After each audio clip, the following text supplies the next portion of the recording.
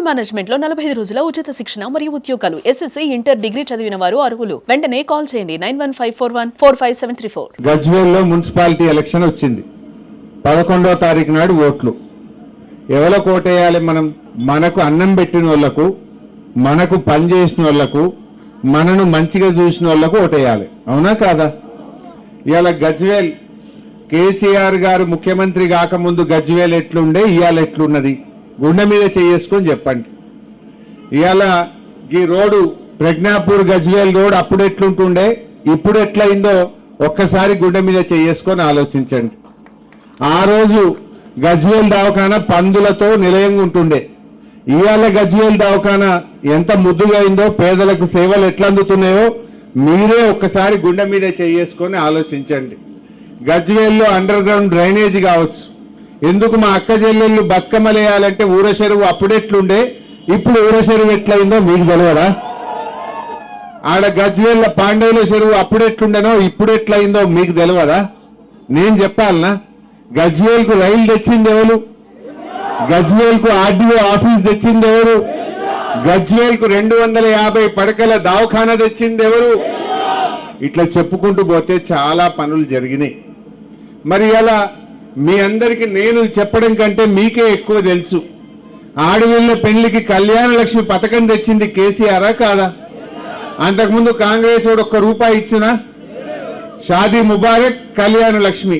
ఏ పేదింటి ఆడపిల్ల పెళ్లి పెట్టుకున్నా ₹1,116 మన కేసీఆర్ మన ఇంటికి పంపిండు. కాంగ్రెస్ వాళ్ళు ఏమన్నారు?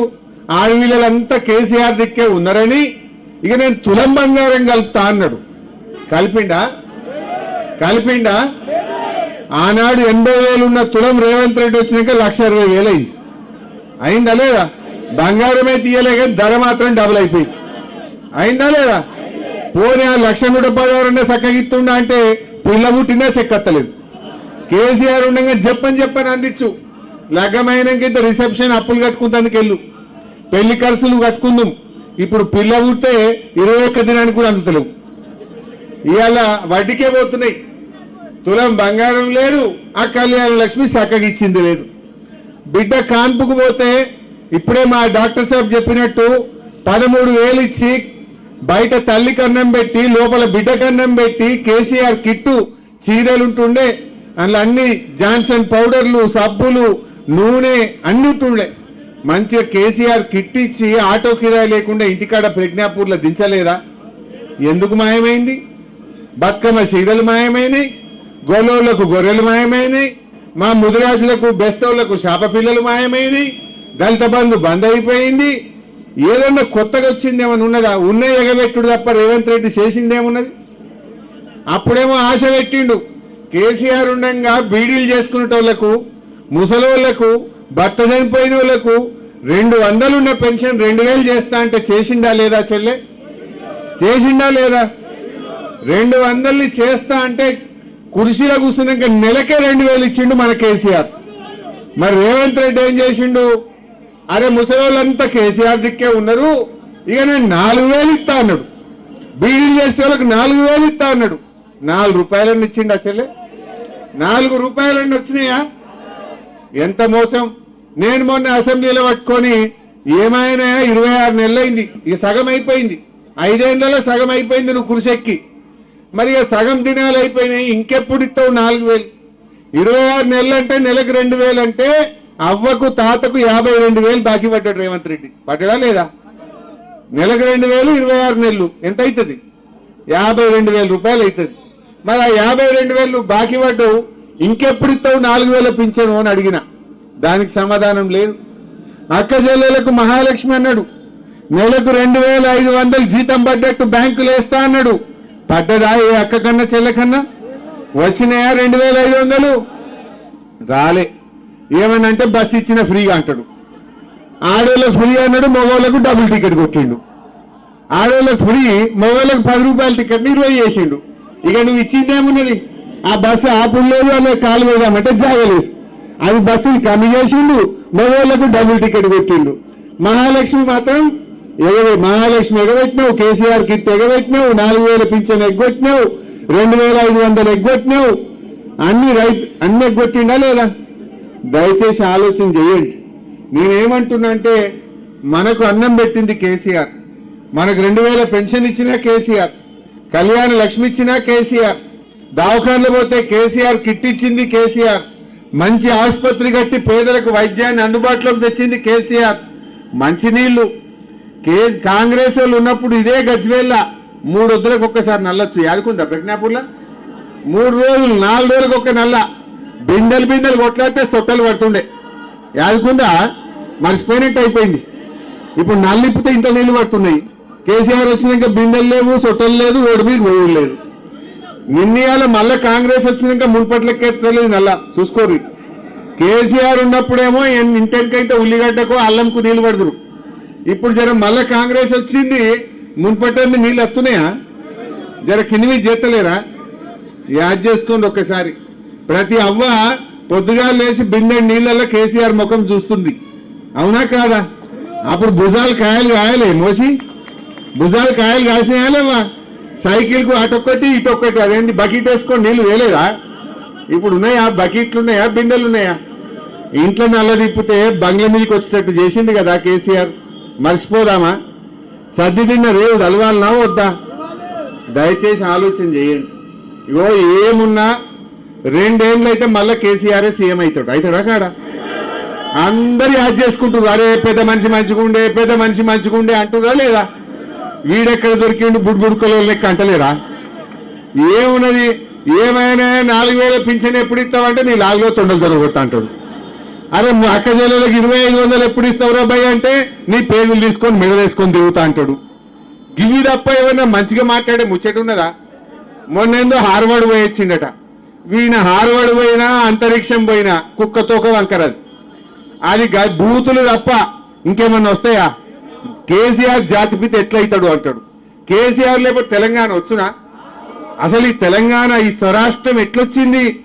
కేసీఆర్ త్యాగాలతోని ఆయన ఆమరణ నిరాహార దీక్ష పడితే మీరందరూ కూడా దీక్ష పెట్టింది కదా తెలంగాణ కోసం. మీరందరూ బయలుదేరలే రోడ్ల మీదకి. ఈ రేవంత్ రెడ్డి నేను ఒక్కనాడైనా జై తెలంగాణ అన్నాడా? ఈయన ముఖానికి తెలంగాణ తెచ్చిన దాంట్లో మీరు అమరులు. కేసీఆర్ లేకపోతే తెలంగాణ వచ్చునా? అసలు అది వచ్చబెట్టుకుని నువ్వు ఇలా కుర్చీలో కూర్చున్నావు. ఈయన కేసీఆర్ ముమ్మాటికి జాతిపిత, రేవంత్ రెడ్డి బూతు పిత. వీడు బూతులు తప్ప ఏమన్నా వానికి? అదే నువ్వు ఇప్పుడు ముఖ్యమంత్రి అంటాడు, ఏం మాట్లాడాలి? ఇక నేను 4000 పింఛన్ రేపటికెళ్ళి ఇస్తున్నా అని చెప్పాలి. లేకపోతే నేను మహిళలకు బాండ్ పేపర్ మీద రాసి సంతకం పెట్టి ప్రామిసరీ నోటు మీద 2500 ఇస్తా అన్నా ఇక రేపటి నుంచి ఇస్తా అని చెప్పాలి. గది చెప్పాడు. అదేం మాట్లాడితే బూతులు, తిట్టుడు. అరే కేసీఆర్ ఏమో నీ పొలాలకు నీళ్ళు ఎట్లా తేవాలని తనలాడిండు, మీ ఇళ్లకు మంచి నీళ్ళు ఎట్లా తేవాలనో తనలాడిండు, రోడ్లు ఎట్లా వేయాలనో తనలాడిండు. బీసీ ఆడపిల్లల కోసం మహిళా రెసిడెన్షియల్ డిగ్రీ కాలేజీలు పెట్టిండు, బీసీ పిల్లల కోసం గురుకుల పాఠశాలలు పెట్టిండు, ఎస్సీ పిల్లల కోసం ఎస్సీ గురుకులాలు పెట్టిండు, ఎస్సీ ఆడపిల్లల కోసం ఎస్సీ రెసిడెన్షియల్ మహిళా డిగ్రీ కాలేజీలు పెట్టిండు. అరే పిల్లల చదువుల కోసం కేసీఆర్ ఆలోచించిండు, ఆడపిల్లల కోసం కేసీఆర్ ఆలోచించిండు. మా ముస్లిం మైనారిటీ పిల్లలు చదువుకోవడానికి टिमरी स्कूल పెట్టలేదా?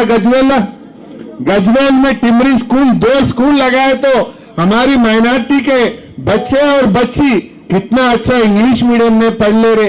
रेवंत रेड्डी आने के बाद 1 रुपया का काम हमारे मुसलमानों के लिए कुछ हुआ क्या?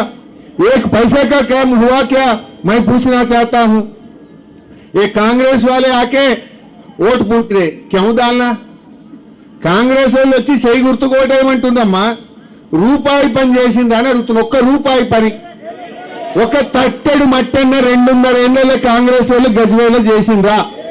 చేస్తే ఆడ చేసిందో చూపిది. కేసీఆర్ చేసిన పనులే మా ప్రజ్ఞాపూర్ బస్ స్టాండ్ మంచిగా 2 అంతస్తులు స్లాబ్ పడ్డది. ఇంత సున్నమేస్తే దాన్ని చాలు చేయొచ్చు. మీ ముఖానికి 2.5 ఏళ్ళ సున్నమే శాతనైతలేదు మీకు. 2.5 ఏళ్ళ నుంచి ప్రజ్ఞాపూర్ బస్ స్టాండ్ ఆగబెట్టి పెట్టిన దరిద్రులు ఇంకా సిగ్గు లేకుండా ఏ ముఖం పెట్టుకొని వచ్చి కాంగ్రెస్ వాళ్ళు ఓటు అడుగుతారు? నేను అంటున్నా, ఏం మీ చేసిన రూపాయి పనేమన్నా ఉన్నదా అని నేను అడుగుతా ఉన్నా. బతుకమ్మ సీరియల్ ఎగ్గొట్టుడు, రైతు బంద్ ఎగ్గొట్టుడు, రైతు బీమా ఎగ్గొట్టుడు, లేకపోతే మా కేసీఆర్ కిట్టెగొట్టుడు, గొర్రెలు బంధు పెట్టుడు, మా మైనారిటీ బంధు పెట్టిండ్రు, మా దళిత బంధు పెట్టిండ్రు, మా బీసీ బంధు పెట్టిండ్రు. అప్పుడేం చెప్పిండ్రు? దళిత బంధు కేసీఆర్ 10 లక్షలే ఇస్తుండు, మేమైతే 12 ఇస్తామన్నారు. 12 లేదు 10 లేదు, ఒక్కనికన్నా ఇచ్చిరా? అన్ని జూటా మాటలు మాట్లాడి అబద్ధాలు చెప్పి మోసం చేసిండ్రు. నిన్న రేవంత్ రెడ్డి మాట్లాడుతుండు, రైతు బంధు ఎందుకయ్యేదిరా భయ్యని నేను అడిగిన, నేను ఎలక్షన్ అయిపోయాక ఎత్తా అంటుండు. ఎంత లంగ మాటలు చెప్పురి. ఇప్పుడు కరోనా వచ్చింది కేసీఆర్ ఉన్నప్పుడు, గజ్వేల్లో ప్రజ్ఞాపూర్లో కరోనా వస్తే నేను వచ్చి గల్లీలలో తిరిగిన, భయపడకుండా నేను ఉన్నాను. రెమిడిసివిర్ ఇంజక్షన్లు తెచ్చి ప్రజ్ఞాపూర్లో పెట్టి ఎవరికన్నా జ్వరం వస్తే ఇంటికే డాక్టర్ను పంపించినాం మేము. ఆ రోజు మీకు 10 కిలోల బియ్యం ఫ్రీగా ఇచ్చినాం. కరోనా వచ్చినప్పుడు యాలుకుంచుకుందో ఉన్నదో లేదో మీకు 10 కిలోల బియ్యం ఇచ్చినామా లేదా? కరోనా వచ్చినప్పుడు 2 ఏళ్ళు అట్లా ఇచ్చినాం. 1500 రూపాయలు ఇచ్చినాం. ఏదొచ్చినా మేము నిలబడ్డాం. ఇప్పుడు ఆ కరోనాలో కూడా రైతు బంధు పైసలు టైం మీద వేసిండా లేదా కేసీఆర్? కరోనా వచ్చినప్పుడు రైతు బంధు ఆగిందా? మరి ఇప్పుడు ఎందుకు ఆగింది?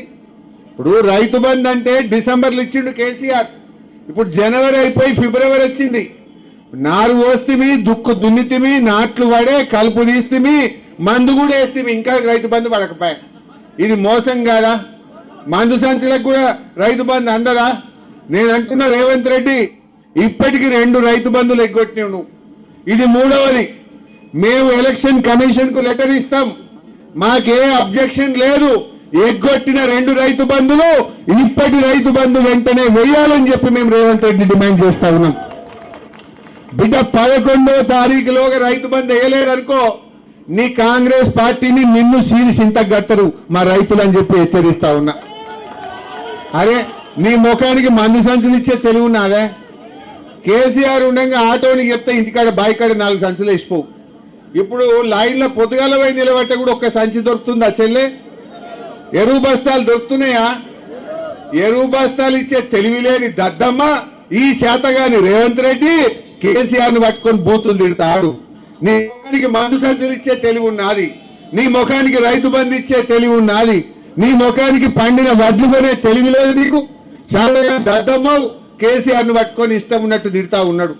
అరే పనిల పోటీవాడు, నీకు తెలివి ఉంటే, నువ్వు మొగోనివైతే, నీకు దమ్ముంటే కేసీఆర్ కంటే మంచిగా పనిచేసి చూపి ముఖానికి.